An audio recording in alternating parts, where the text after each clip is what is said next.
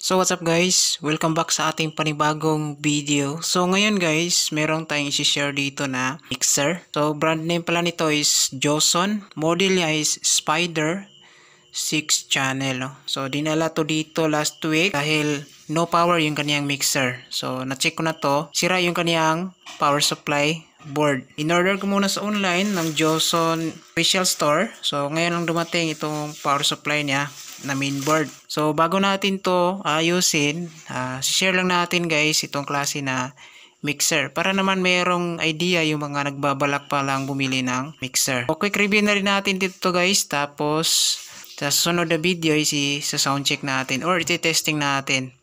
Pero papakita natin kung paano natin to kinabitan ng bagong power supply.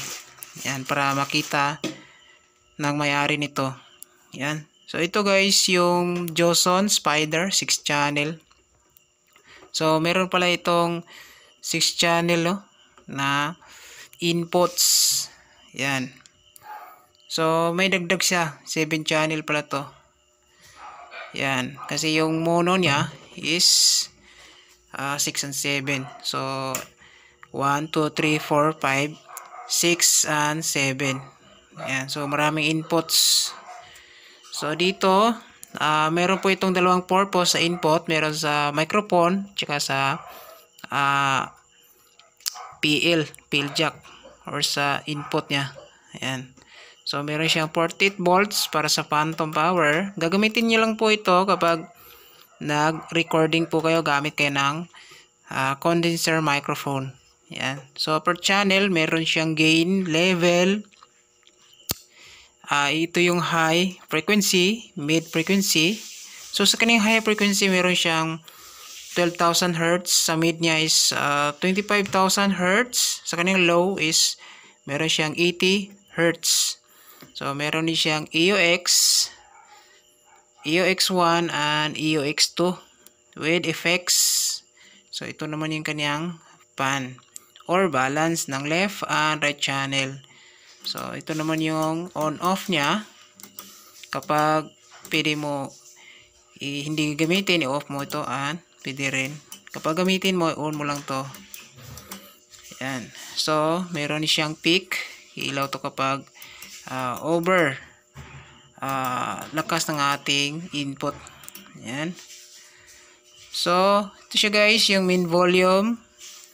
Yan. So yung volume 1, volume 2, volume 3, volume 4, volume 5, and 6 and 7. So ito pala yung kanyang effects volume, master volume, tsaka MP3 or Bluetooth. So ito yung function kapag nag-MP3 tayo or saksak tayo dito ng flash drive or sa Bluetooth. Yan, makikita natin ito yung MP3 and EOX1 and EOX2. So separated yung kanyang switch sa EOX. Ito naman yung main volume ng left and right channel. Yan. So ito yung kanyang phones. Pwede tayo maggamit ng phones dito. Ito guys, connect kapag gagamit tayo ng Bluetooth. Ito yung switch nya. Tapos ilaw to kapag nakakonect tayo sa Bluetooth. Yan.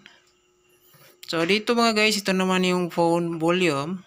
Tapos DC, EOX and EOX2 master volume. So kagandahan dito sa mixer na ito is meron po siyang built-in equalizer. So meron po 7-band stereo graphic equalizer.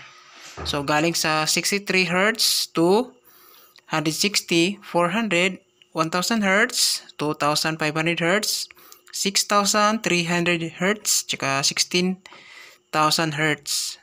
So, meron din siyang dagdag dito sa kanyang program. Yung program niya dito, high and low. So, meron din repeat and stop record. So, ito yung effects niya. Tapos, program. Yan. So, ito yung makikita natin dito kapag converter niya or sa display niya program niya mga guys. So ito naman yung input. Pwede tayo input dito. Naka RCE type. So meron din siyang output dito, RCE type. Yan. Ito naman yung AUX1 and AUX2 outputs. Yan, ito yung output, main output niya.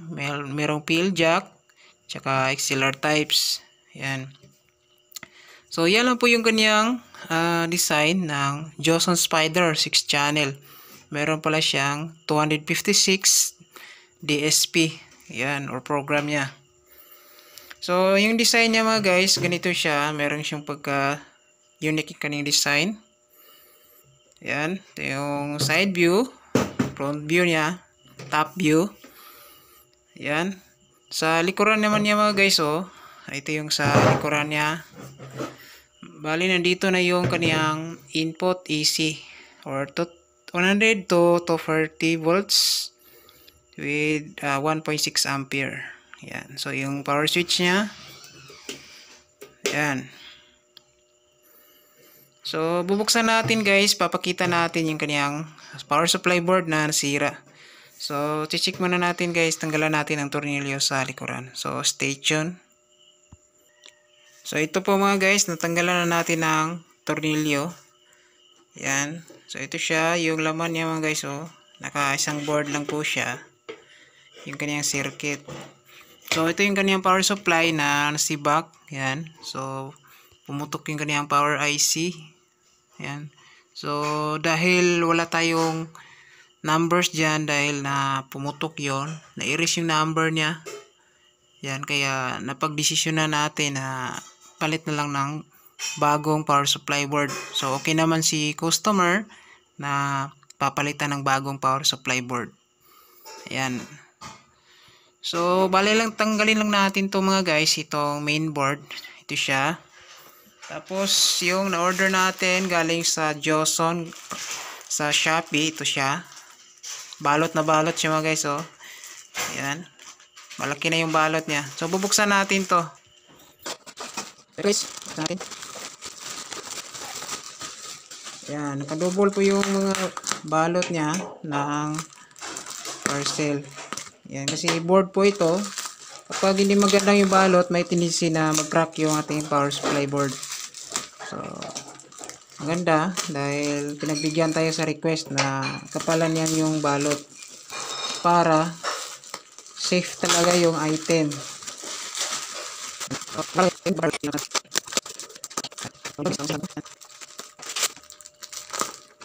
So, yung mga nagtatanong mga guys kung bakit nasira yung kanyang power supply. So, hindi natin talaga maiiwasan mga guys na magkasira yung power supply. Lalo na kapag biglang nag-run out or nag-trip yung kuryente, nag-drop yung kuryente niya. Minsan, hindi na off yung power switch, tsaka na tanggal yung IC cord niya. Yan, nag-lose contact yung supply niya. Or, biglang tumaas yung kuryente. Yan, sibak yung IC. Or, minsan, overheat. Yung hindi na, baka nakalimutan na unplug yung unit kahit hindi na ginagamit. So, iinit po yan mga guys. So, ito po yun, yung bagong mainboard. Yan, so, same design po siya. Negative 15 volts, positive 15 volts, meron ding 48 volts, tsaka 12 volts. Yan. So, meron ding 5 volts dito. So, kagandahan sa mga Joson is meron na silang mga spare parts. Yan na hindi na tayo mahirapan hahanap ng power supply board kasi ito yung pang replacement talaga sa kanilang mga unit. Yan. So, ngayon guys, tanggalin natin tong sira dahil papalitan na natin to. So, bago natin tanggalin yung mga tornilyo is ito lang naman. Tanggalin nyo lang tong wire dito.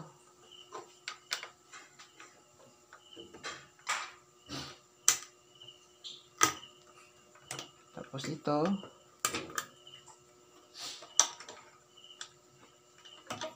Ito guys, para matanggal nyo to, ganoon nyo itong nasa baba, tapos silain.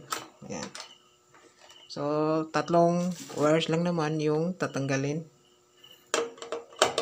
So, wag natin kalimutan, lagyan natin ng bubble yung sa harapan kasi baka damage yung mga volume knobs niya.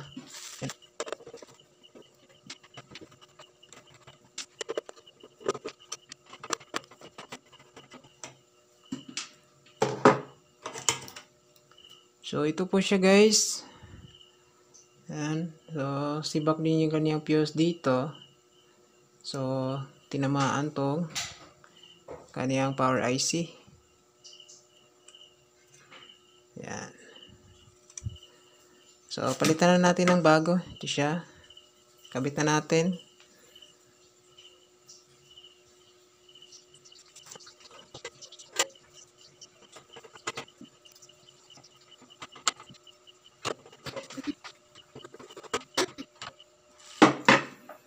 Yan.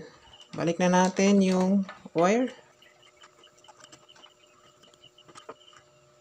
Yan. So, pagkatapos, double check natin yung mga wirings. Yan. So, bago natin kabalik yung cover niya, hanapin natin yung durog nito. Yan. Kailangan matanggal dito sa kanyang main unit. Yan. Baka nandito sa ilalim. So, ilaglag lang natin guys. Baka nandun sa ilalim.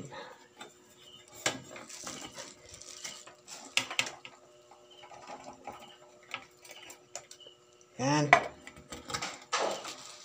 Natanggal na yung durog. Ito. Yung durog na fuse. Try natin i-shake yung item kung wala na bang parang tumutunog. Yan, so wala na. So pwede natin ibalik yung kaniyang mga tornilyo.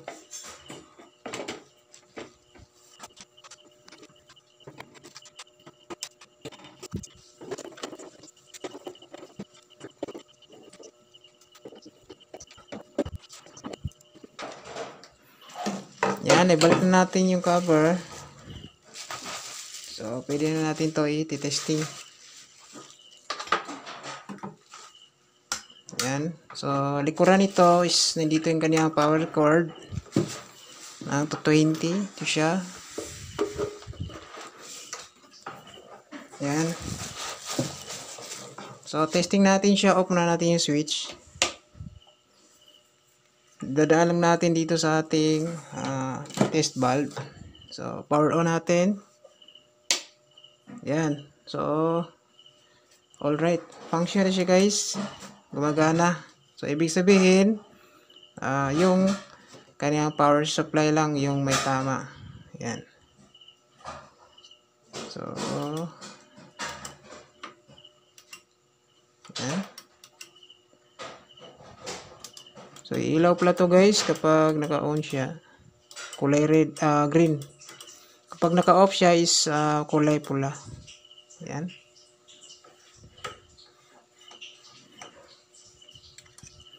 Sa kanyang program is gumagana rin.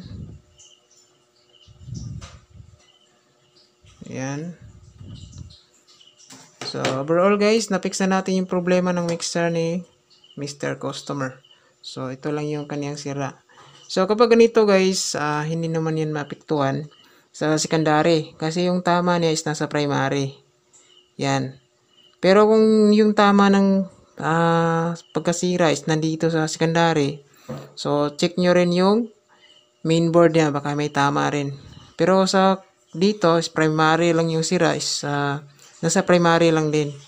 Pero, pinalitan na lang natin ng bagong unit na board kasi para mas okay. Kasi nawala na yung value ng power IC na to dahil sumabog.